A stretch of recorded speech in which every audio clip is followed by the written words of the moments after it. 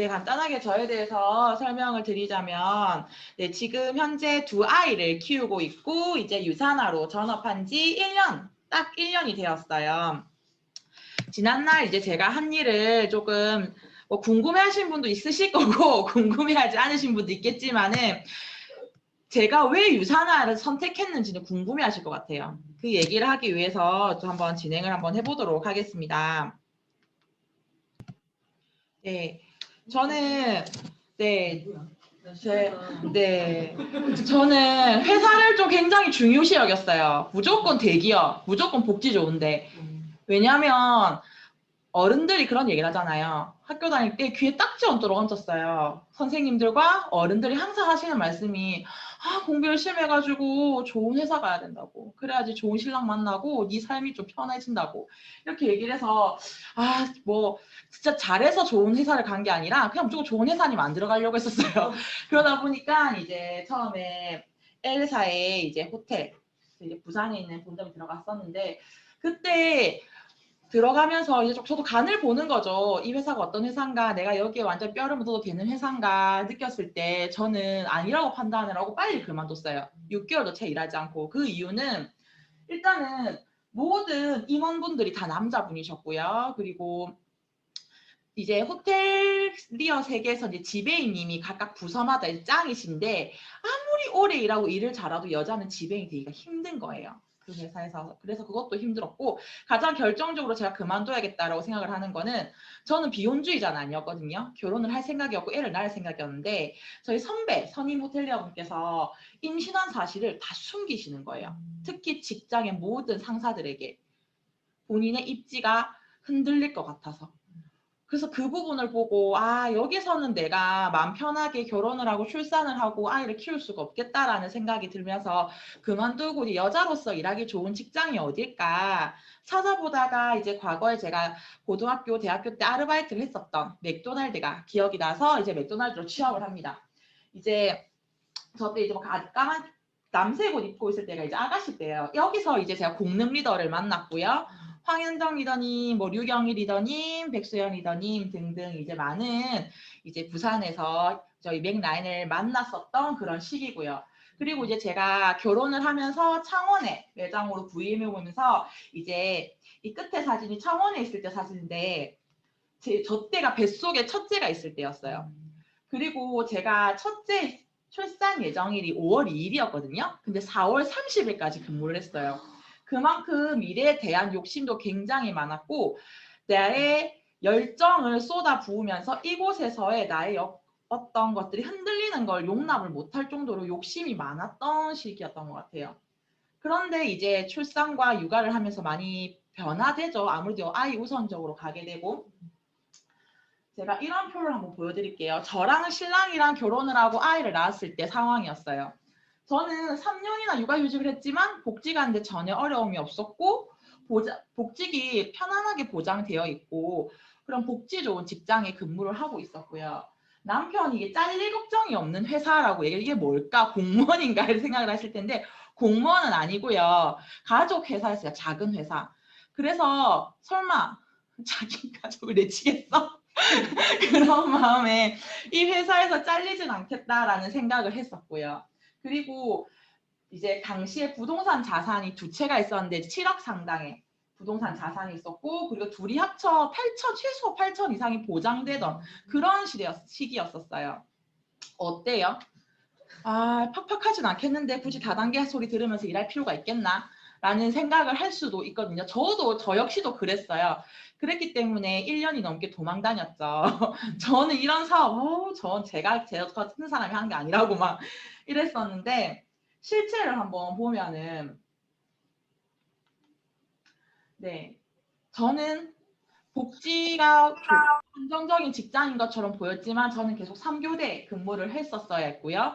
엄마가 3교대를 한다는 거는 제가 어린 아기가 2명이 있잖아요. 아기는 삶의 전부가 엄마예요. 엄마가 3교대가 되잖아요. 엄마가 잘 시간에 아기는 자고요. 엄마가 일어나면 아기는 일어나요. 아니 나 일어났을 때 잤으면 좋겠고 내 잘 때 제가 좀 일어났으면 좋겠는데 뭐 항상 나랑 똑같이 해. 그러니까 자연스럽게 그 갓난쟁이 아이도 나와 똑같은 패턴으로 3교대의 생활을 하고 있더라고요. 그리고 이제 저는 그만큼 일 욕심이 많았기 때문에 열심히 했겠죠. 처음에 모든 직장이 그런 것 같아요. 모든 직장이 처음 들어가고 나면 배울 것도 많고 익혀야 될 업무도 많고 매년 내가 막 진급도 할 거잖아요.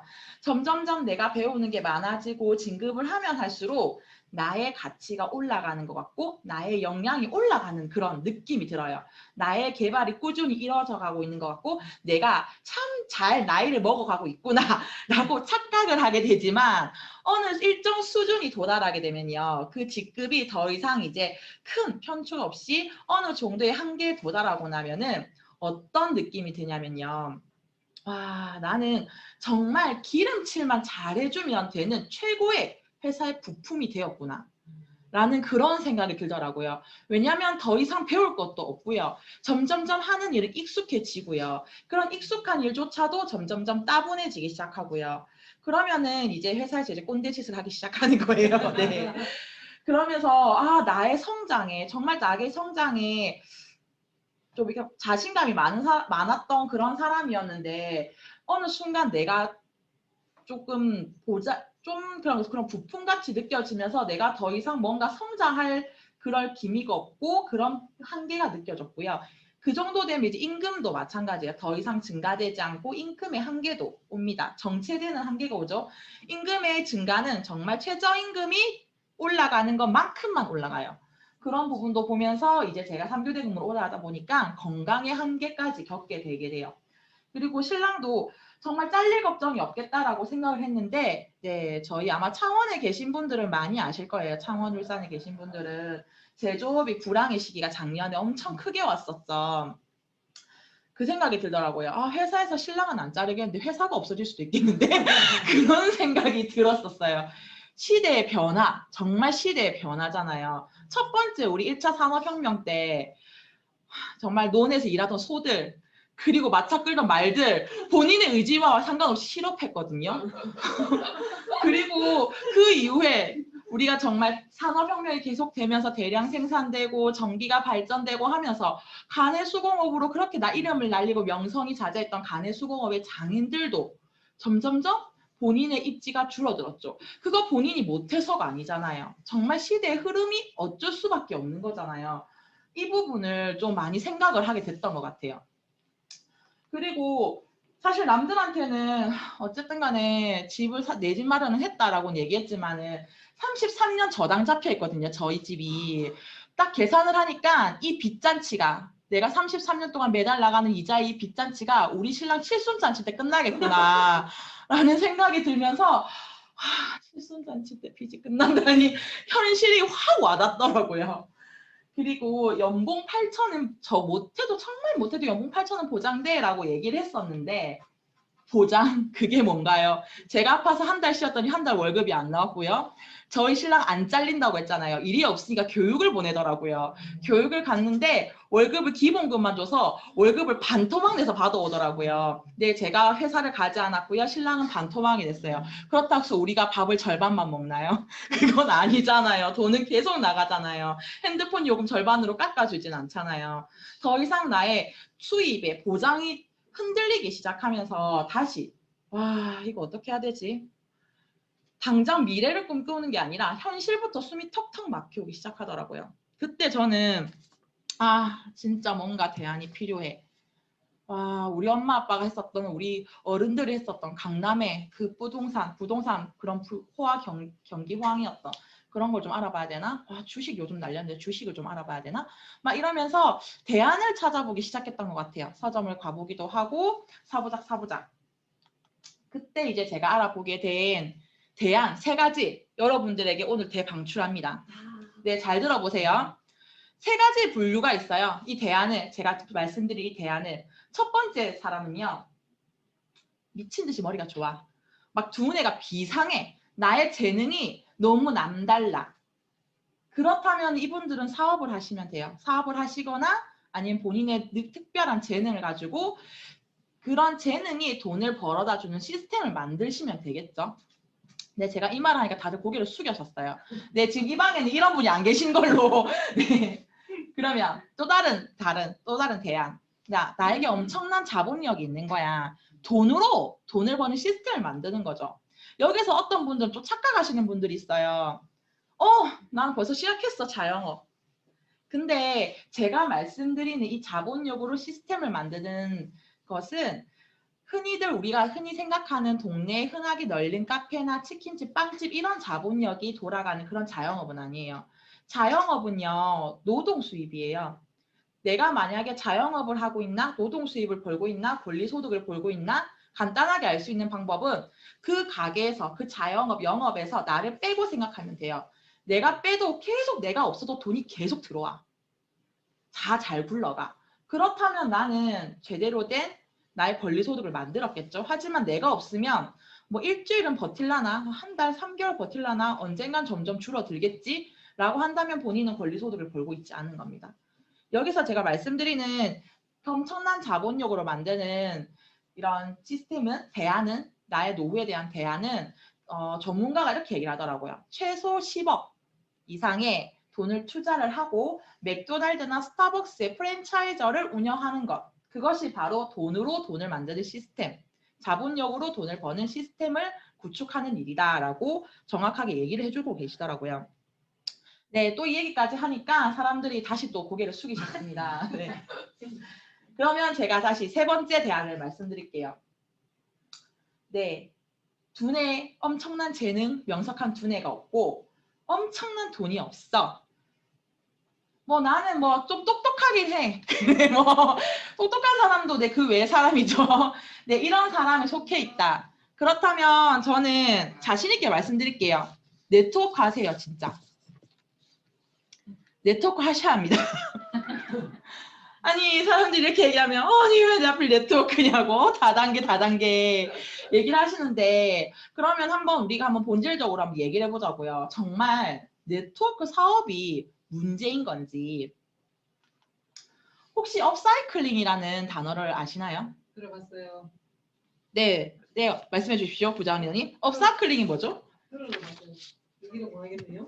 네, 버려지는 것이 있죠. 이렇게 버려지는 거. 버려지는 것에게 어떤 새로운 부가가치를 넣는, 어떤 새로운 가치를 넣는 거예요. 그래서 전혀 다른 새로운 부가가치를 만들어내는 거. 또 다른 새로운 업사이클링을 만들어내는 그런 것들을 우리가 보통 업사이클링 프로그램이라고 하는데, 보통 우리가 흔히 얘기하는 게 그림에서 보여주다시피 이런 공병이었어. 공병이었는데 여기에다가 꽃을 꺾거나 어떤 작품을 했더니 내가 어디에 장식을 해줄 수 있는 그런 소품이 된다는 거죠. 이걸 우리가 보통 업사이클링이라고 얘기를 하거든요.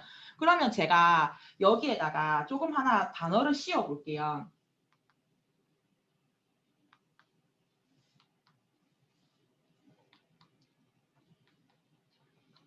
네, 뭐가 건드려졌네요. 이거를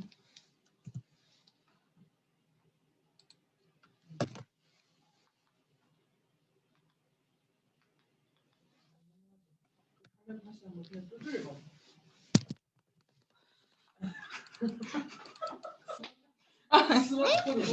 스마트폰이죠. 네, 다시 말씀드려 볼게요. 네, 소비라는 것에 어떠한 부가가치를 집어넣는 거예요. 어떤 진화를 했어요. 근데 소득이 되는 업사이클링을 일으키는 어떤 행위라고 생각을 해보자는 거죠. 그렇다면 어떤 걸 업그레이드 할 거냐. 내가 그냥 소비만 하는 게 아니라 여기에 소개를 한번 해보자는 거죠. 소비와 소개가 더해져서 또 다른 업사이클링이 소득이라는 것. 그냥 소비를 버렸다는, 소비는 우리에게 뭐죠? 자산이 아니죠. 부채잖아요. 우리 부자 아빠 가난 아빠에서 그렇게 배웠잖아요. 버리는 건데 내가 버려야 될 것을 소개라는 업그레이드를 통해 가지고 나에게 다시 자산이 되는 그 일을 업사이클링, 이렇게 하는 게 바로 네트워크예요. 네, 이렇게까지 얘기했는데 분명히 또 그래서 이게 왜 네트워크지? 라고 얘기를 하시는 분께 다시 한번 제가 다시 풀어서 한번 말씀을 드려볼게요. 예전에 어떻게 했어요? 공장에서 200원의 원가를 들여가지고 샴푸를 하나 만들었대요. 샴푸를 만들어서 광고비 쓰고 총판에게 주고 총판에서 도매 넘어가고 도매에서 소매 넘어가고 소비자에게 1,000원에 팔리는 거예요. 그 사이에 광고, 총판, 도매에서 유통비죠. 총 800원의 유통비가 더해서 소비자에게는 1,000원에 판매됐었어요. 그랬었는데 시간이 흘러서 우리에게는 네, 홈플러스, 이마트 이런 대형 할인마트가 나타났죠. 코스트코 이렇게. 그렇게 나타났더니 우리 소비자들에게 혜택이 주어졌어요. 왜냐? 광고비만 빠지고 공장에서 바로 이 할인마트가 다 가져오는 거예요. 총판, 도매, 소매를 다 합쳐버렸어. 이렇게 됐었더니 어떻게 했어요? 사람들이 차를 타고 그 먼데 막 10분, 20분 걸려 막 복잡한데도 불구하고 그런 수고로움을 감수하고서라도 더 싸게 사기 위해 소비자들이 움직였잖아요. 한 단계 더 발전했습니다. 우리 3차 산업혁명을 통해 가지고 사람들이 싸게 샀었어. 근데 이제 차로 타고 갈 필요도 없대. 너 그냥 집에서 앉아서 가만히 클릭질만 해. 내가 갖다 줄게. 근데 택배는 무료야. 이렇게 얘기를 해버리니까 사람들이 마트 안 가. 다 온라인 쇼핑몰로 하죠. 여기서 봤을 때 좀 유통의 변화에 대해서 제가 지금 얘기를 해드리고 있는 거예요. 유통의 변화 속에서 소비자들은 좀 더 싸고 좀 더 편하게 똑같은 제품을 구매할 수가 있었어요. 그런데 여기서 약간 특이한 점은요. 돈을 쓰는 사람은 누구죠? 여기서 돈을 쓰는 사람. 네. 소비자는 계속 돈을 쓰고 있었어요. 이때까지의 계속 유통의 변화 속에서는 소비자는 돈을 쓰는 사람이었고요. 그럼 여기서 돈을 버는 사람은요? 네, 결국 공장과 유통, 제조와 유통하는 사람만 돈을 벌어가는 거였어요. 그랬었는데 제가 아까 다시 말씀드렸던 업사이클링에 그런 게 들어간 거죠. 한번 얘기를 해볼게요. 제가 유산화 회사니까 유산화라고 한번 얘기해 볼게요. 유산화예요. 유산화는 흔하게 늘린 그런 공장에서 파는 샴푸에 200원의 원가로 제품을 만들지 않습니다. 최소 2배, 3배 이상의 원료를 넣어서 만들죠. 일단 그냥 이야기하기 쉽게 450원이라고 제가 넣었어요. 그리고 우리는 직접 거래하잖아요. 회사에서 제조를 했을 거 아니에요. 회사를 바로 다이렉트로 거래를 하잖아요. 그러면 직접 거래를 해서 우리가 700원에 샀어, 소비자가. 여기에 대한 35%를 나에게 준대요. 다시 소비자에게 돌려주는 거예요. 그러면 여기서 보시면 돈을 쓰는 사람은 누구예요? 소비자. 네. 그리고 돈을 버는 사람은 누구죠? 소비자. 네. 여기서 유통에 어마어마한 변화가 나타나기 시작해요. 이 얘기를 이제 엘빈 토플러, 굉장히 유명한 미래학자께서는 이렇게 얘기를 했죠. 프로슈머 시대가 곧 올 것이다. 미래에는 소비자가 돈을 쓰면서 돈을 버는 시대가 온다. 바로 지금 이렇게 시작되고 있는 거잖아요. 그러면 이 얘기를 한번 볼게요. 지금 미래의 식자들을 제가 3분 더 불러볼게요. 네. 이분 누군지 아세요? 네, 배우사. 네, 지금 이 자리에 계신 분들은 굉장히 똑똑하신 분들이네요. 저는 몰랐었거든요. 로버트 기요사키. 경제적 자유를 원한다면 당장 네트워크를 시작하라고. 지금 제가 보여드리는 이 분들은요. 세상의 흐름을 빨리 캐치해서 돈을 끌어다 모은 부를 이루신 성공자들이에요. 지금 그중에서 한 분이 로버트 기요사키는 네가 진짜 경제적 자유 돈을 많이 벌고 싶으면 네트워크 시작하라 이런 얘기를 했잖아요. 그러면 빌 게이츠 굉장히 유명하죠. 이분 역시도 이런 얘기를 했어요. 내가 만약에 마이크로소프트사를 창업하지 않았다면 네트워크 사업을 했을 것이라고. 이분도 굉장히 네트워크 사업에 호의적이세요. 그리고 도널드 트럼프가 이런 얘기를 했어요. 영상으로 잠깐 보겠습니다. 지난 5월 종영된 미국의 대표 토크쇼 데이빗 레터맨 쇼에 출연한 적이 있는 트럼프는 당신이 모든 걸 잃고 처음부터 다시 시작한다면 무엇을 하실 겁니까? 라는 진행자의 질문에 1초의 망설임도 없이 좋은 네트워크 마케팅 회사를 찾아 일할 겁니다. 라고 했다. 이 대답에 수많은 청중들이 야유를 보내자 그는 이것이 바로 내가 이 자리에 올라와 있고 당신들은 거기 앉아있는 이유입니다. 라며 사람들의 편견을 꼬집었다. 네, 사실 제가 도널드 트럼프 이분을 막 존경하고 이러진 않는데 이분도요. 정말 세상의 흐름을 빨리 캐치하고 세상의 흐름을 잘 탔기 때문에 엄청난 부를 굉장히 가난하셨잖아요. 엄청난 부를 이루신 분이에요. 어쨌든 우리가 생각하는 성공자잖아요. 똑같은 성공자도 네트워크 마케팅에 대해서 굉장히 호의적으로 얘기를 해주고 있다는 거죠. 제가 이렇게 네트워크를 한다고 하니까요. 이런 얘기를 하는 거예요. 그래 태연아 너 네트워크 그래 뭐 네가 열심히 한다고 하니까 하는지 알겠는데 근데 진짜 주변에 다단계 하는 사람들 중에 돈 벌어가는 사람 못 봤거든?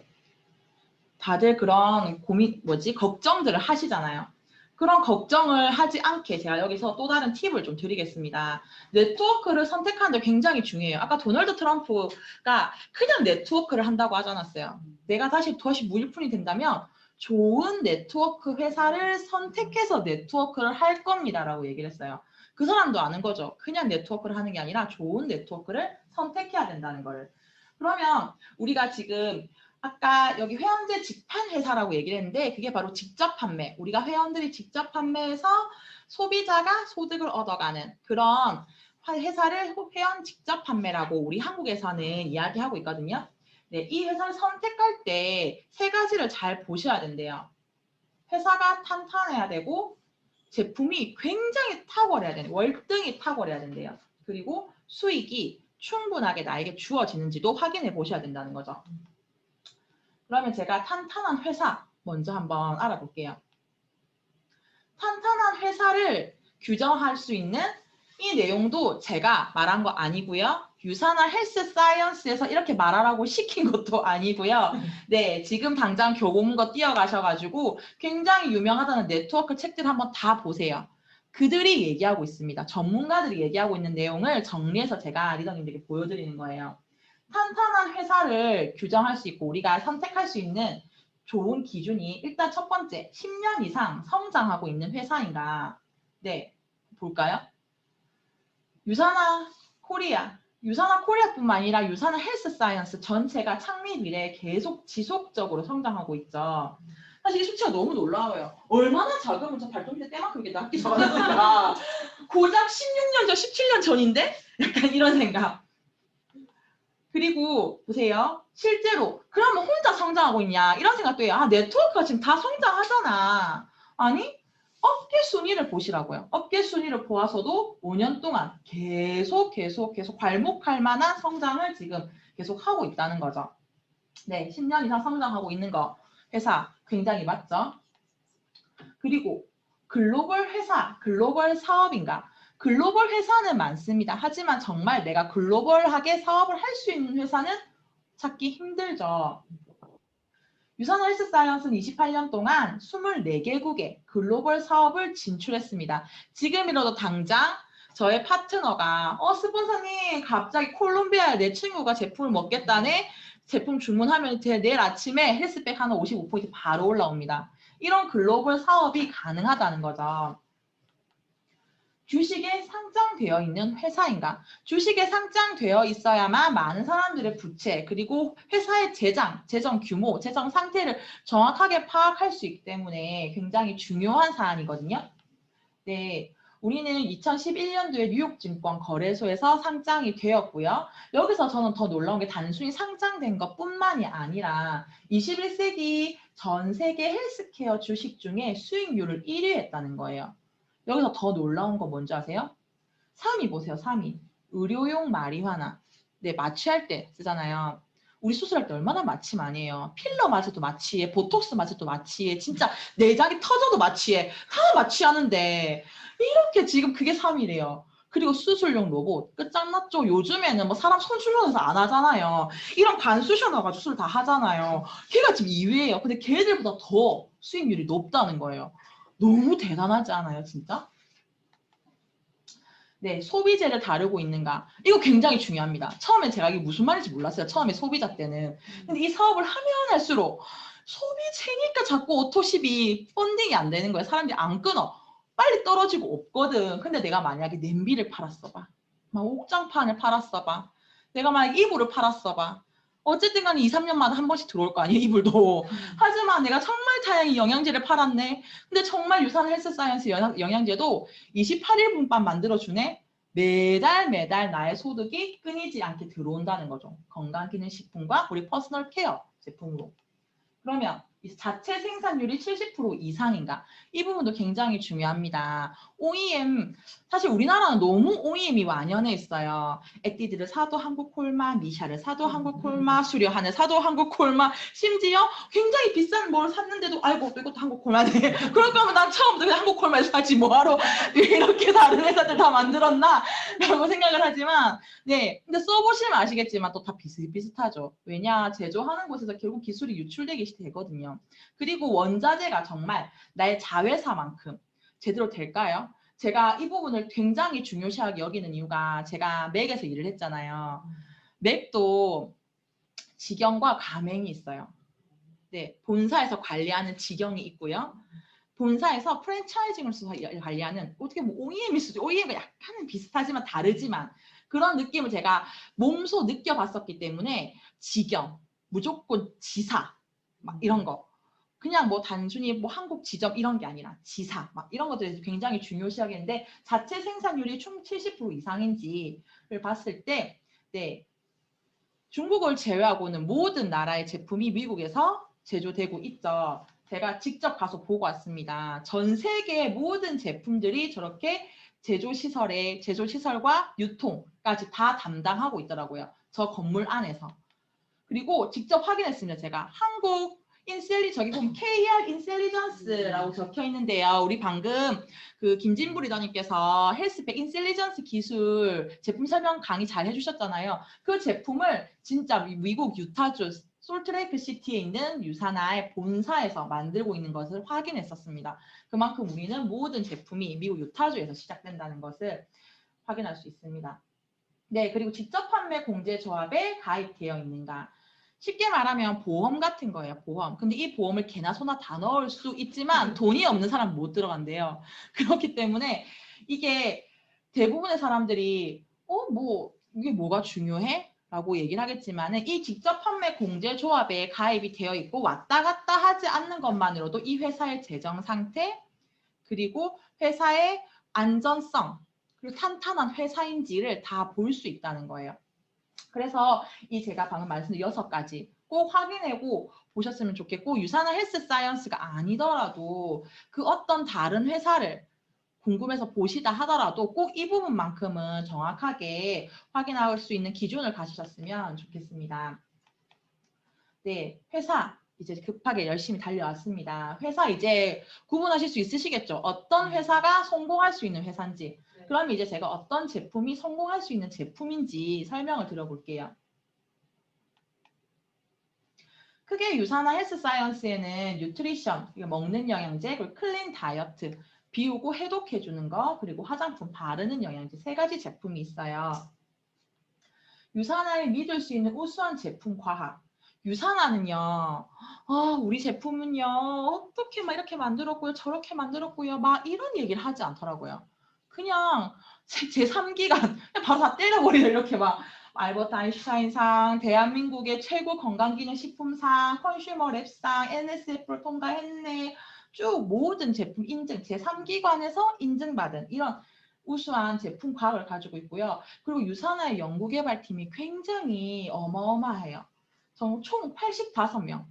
제가 어떤 모 회사에 얘기를 들었었는데 이제 자문위원이라고 하죠. 자문위원. 자문위원은요. 그 회사에 소속된 사람은 아니거든요. 네, 자기 일을 하시면서 물어보는 거 여쭤봐 주신 우리 박용우 박사님처럼 그런 건데 우리 지금 85명의 이 연구 박사님들은 정말 유산화에 소속되어서 함께 연구 개발을 R&D 연구 개발을 하고 있고요. 제약회사의 기준으로 우리 제품을 만들어내고 있습니다. 이분도 제가 직접 확인했습니다. 지금 보시면 여기 위에 그 빨간 그 여자분 요 계신 분이에요. 그리고 이 남자분이 요 계신 분이에요. 근데 이분들이 제품 설명하러 온 거 아니었었어요. 우리 바로 다이렉트 Q&A 해버리시더라고요. 그냥 네 궁금한 거 다 물어봐. 네 영어 잘하시는 분만 여쭤볼 수 있었습니다.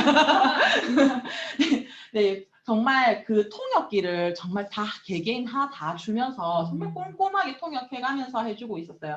근데 굉장히 불신 가득한 저희 신랑도 미소를 띠면서 온화하게 궁금증을 해소하고 미국에 가가지고 잘 듣고 왔었고요. 정말 이렇게 투명하게 이 모든 연구개발진 팀 박사님들이 어떻게 연구개발을 하고 있고 우리의 제품이 어떻게 개발되어 오고 만들어져 오는지 다 확인할 수 있었습니다.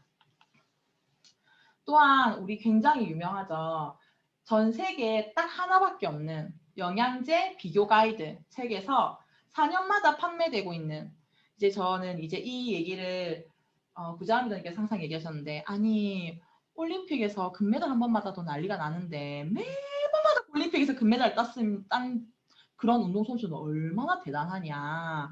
근데 그게 바로 영양제 올림픽에서는 유산화 제품이라는 거죠. 가장 독성이 없었고 가장 효능이 높았던 그런 제품의 1위가, 꾸준히 1위였던 제품이 이제 바로 우리 유산 헬스 사이언스의 제품이라면, 거기에 더해서 의사와 약사가 직접 처방하고 안전하게 환자들에게 권해줄 수 있는 그런 뉴트리션 제품이라면 거의 유산화의 거의 전 제품이 다 들어있죠. 그렇다면, 그리고 그것을 전 세계 곳곳에 수많은 수상 내역들이 다 인정해준다면, 나라에서, 국가에서, 인증기관에서, 거기에 더불어서 그냥 뭐 이렇게 내 이거 살다가 뭐 나가 죽어도 괜찮다 뭐 그런 분은 없으시겠지만은, 어쨌든 운동선수들은 몸이 재산이잖아요. 몸이 재산인 이런 운동선수가 믿고 먹는, 믿고 후원을 받는 그런 제품이라면 이미 이제 우리의 제품력은 다 하지 않았나, 다 이미 검증되지 않았나 싶습니다. 네, 이제 아까 제가 3가지 기준 중에서 1가지 남았죠. 정말 충분한 수익을 주는지. 사실 충분한 수익이라고 한다면 사람들은 약간 착각을 해요. 내가 10,000원을 팔았으면 얼마 떨어지는 거지? 제가 사람을 많이 만나보니까요. 한국 사람들은 아까 유통의 변화의 흐름 보셨죠? 그 유통 마진, 이 마진에 굉장히 틀에 박혀 있어가지고, 그래서 너 마진이 얼만데 계속 그런 얘기를 하더라고요. 근데 제가 여기서 정확하게 무엇을 받는다면, 지금 우리가 보고 있는 회원 직접 판매 네트워크에서의 후원 수당은 절대 35%를 넘을 수가 없어요. 그냥 누가 더 많이 주는지 알아볼 필요는 없다는 거죠. 결국 이 35%의 파이 속에서, 그러면 그 파이 속에서 열심히 일한 사람이 많이 가지냐, 오래서 그냥 버틴 사람이 많이 가지냐, 그런 거를 정말 공정하게 내가 일한 만큼, 나의 일한 만큼 합리적으로 공정하게 나에게 돈이 돌아오느냐, 이 부분을 보실 수가 있어야 돼요. 근데 이게 합리적이냐 공정하냐, 이 말이 너무 추상적이잖아요. 그래서 이 말이 추상적이니까 좀 더 깊게 그냥 단순하게 한번 들어가 볼게요. 일단은 바이너리 1대1 매칭인 게 조금 더 좋다는 거죠. 좋다기보다는 이제 좀 더 공정하고 합리적이라고 얘기를 할 수가 있어요. 예를 들면 이제 우리 네트워크는 평범한 사람도 할 수가 있어요. 돈이 없는 사람도 사업을 시작할 수가 있고요. 사회적 경험이 없는 사람도 시작할 수 있다는 말이에요. 그런 사람이라면 내가 2명을 리크루팅 하는 게 좋을까요? 좀 더 쉬울까요? 아니면 6명, 3명, 12명을 직접 리크루팅 하는 게 더 쉬울까요? 2명. 평범한 사람이 성공할 수 있다는 걸 꿈꾼다면, 네, 어쨌든 2명만으로 시작할 수 있는 그런 사업이라면 더 좋지 않을까, 그런 얘기를 하고 있습니다. 그리고 동일 비율이라는 거죠. 대부분의 회사는 이제 사실 이런 보상 플랜을 끊임없이 업그레이드 해오면서 점점점 동일 비율로 가고 있으시더라고요. 하지만 아직도 세대별로 많은 차등의 비율을 주고 있는 회사들이 많습니다. 그렇다면은 그런 회사보다는 누구나 20%를 주고 있는 이런 유산 헬스 사이언스의 보상 플랜이 조금 더 공정하다라고 얘기할 수 있죠. 또한 공유 포인트에 대한 제한을 굉장히 많이 두더라고요. 5명까지, 뭐 6명까지, 7대까지, 11대까지 이렇게 둔다면은 유산화의 포인트는 무한으로 공유해준다는 거죠. 어디까지 끊어주는 게 아닌 거죠. 계속 내려갈 수 있다는 거예요. 그리고 이 포인트가 정산이라고 하죠. 정산. 제가 요즘 굉장히 사람을 만나면서 많이 느끼는 게, 월말이 되면 안 만나죠. 자기 마감하기 바빠가지고. 연초되면 그렇게 전화가 와. 태어났나 이제 마감 끝났어. 이러면서 그래 보자 이렇게 얘기를 하고, 이제 중순 지나가면서도 또 이제 연락이 안 돼. 다들 마감이 있잖아요. 마감. 왜 그렇게 마감을 할까요? 왜 마감에 그렇게 목을 맬까요, 사람들이? 요즘 소설하시잖아. 네, 돈에 연관돼 있으니까 마감을 해야 다음 주 월급이 오겠죠. 근데 저희도 사실 정산될 게 없으면 월급은 안 오는 건 매한가지예요. 하지만 조금 다른 게 있다면 그들은 본인의 마감의 포인트에 제약이 다 있다는 거죠. 100포인트를 맞춰야지 얼마를 받는다거나 150포인트 맞춰야지 얼마를 받는다거나 만약에 그 이외에 어중간한 포인트들은 사라져 버린다거나 그런 것들이 아깝기 때문에 어중간하게 걸쳐진 그런 것들을 좀 더 메꾸기 위해서 마감을 한다고 하잖아요. 하지만 저희는 정산을 아까 1대1 매칭이라고 했죠. 정산을 받고 나면 나머지 포인트는 무한 2월입니다. 그냥 2월이 아니고요. 다음 주에 못 받아가잖아요. 그 다음 주. 그 다음 주에 못 받아가면 또 그 다음 주. 계속 2월 되고 있습니다. 네, 저 굉장히 2월 많이 받아봤었어요. 그래서 제가 굉장히 자신합니다. 네, 제가 이것 때문에 사업을 시작했어요. 아, 발 한 발만 담궈도 괜찮겠는데?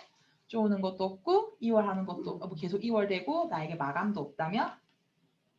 네. 그리고 저희는 이제 3BC의 마법이 있죠. 최근에 만났던 파트너님께서 그런 얘기를 하더라고요. 이전에 일했던 네트워크에서는 구자를 2개, 3개씩 봤다고. 코드를 2개, 3개씩 봤다고 하는 거예요.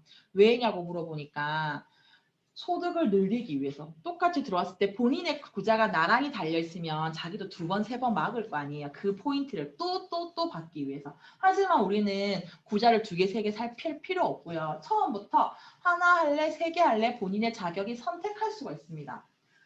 왜 하나 하냐, 3개 하냐 물어보신다면 똑같은 포인트로 가지고요. 600점을 가지고 후원수당 점수를 가게 하나였을 때는 120점만 받는다면 가게 3개였을 때는 240점. 약 2배 금액, 2배의 수입이 발생하는 거죠. 그래서 우리가 흔히들 3BC의 마법이 있는 그런 보상 플랜이라고 얘기합니다. 그리고 또 특별함이 있습니다.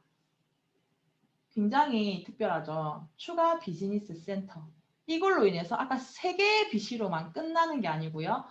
제가 말했죠. 절대 2구자, 3구자 함께 시작할 필요가 없다고. 왜냐 열심히 하면요.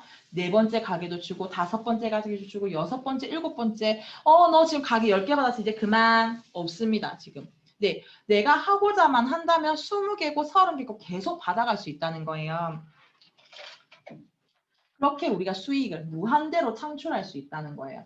그러면 진부리더님 얼마 벌고 싶으세요? 유산을 통해서? 내가 정말 경제적 자유를 누리고 싶다. 어느 정도면은? 스타는 해야 되지. 오, 스타. 네, 스타. 월 4,500. 네, 이 4,500만 원을 받으신다. 그런다면 본인의 역할 해야 되는 꼭 유지 비용이 있을 거 아니에요. 네, 4,500만 원 버시는데 유산에 얼마 쓰고 계세요? 마지막. 그러니까요. 근데 지금도 얼마 쓰고 계세요? 마지막. 네, 빨리 돈을 벌어 가셔야 합니다. 대부분의 회사에서는 직급이 올라가며 월급이 많아지고 날 수당이 늘어갈수록 내가 유지해야 되는 그룹 매출이라든지 어떤 팀의 매출의 할당량이 늘어나요. 거기에 대한 부담감이 계속 생기겠죠.